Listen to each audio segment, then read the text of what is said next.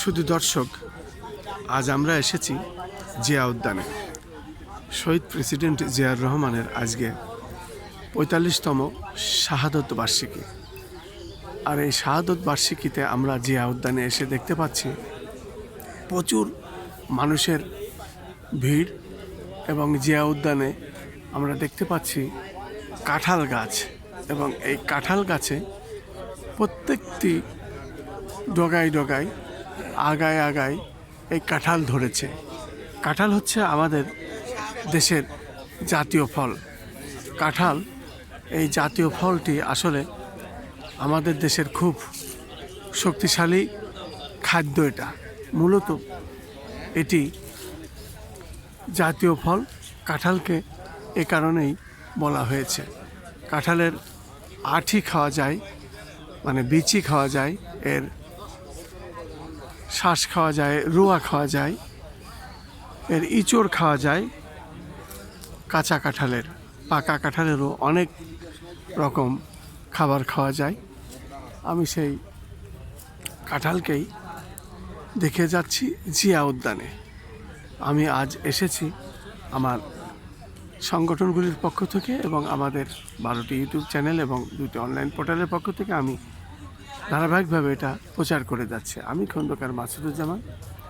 আমি জিয়া উদ্যানে, এবং জিয়া উদ্যানে আজকে শহীদ প্রেসিডেন্ট জিয়াউর রহমানের ৪৫তম শাহাদত বার্ষিকী।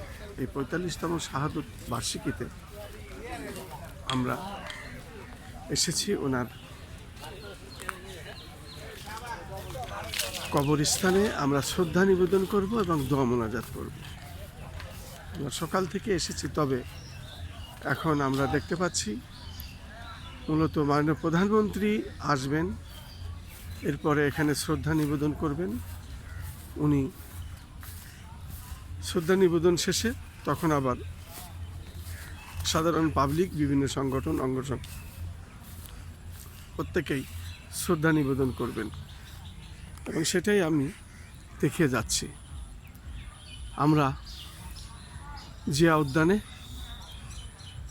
এবং জিয়া উদ্যানে আমরা দেখতে পাচ্ছি সেনাবাহিনী সহ বিভিন্ন প্রশাসনের লোকজন এখানে খুব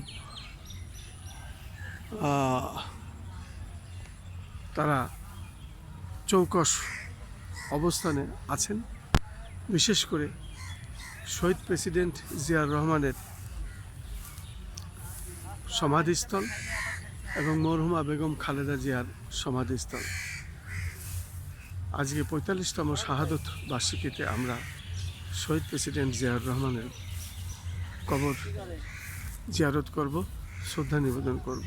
মরহুমা বেগম খালেদা জিয়ার কবর শ্রদ্ধা নিবেদন করব, দোয়া মোনাজাত করব। শহীদ প্রেসিডেন্ট জিয়াউর রহমান অমর হোক। আপসীন দেশনেত্রী, সাবেক 3বারের প্রধানমন্ত্রী বেগম খালেদা জিয়া অমর হোক।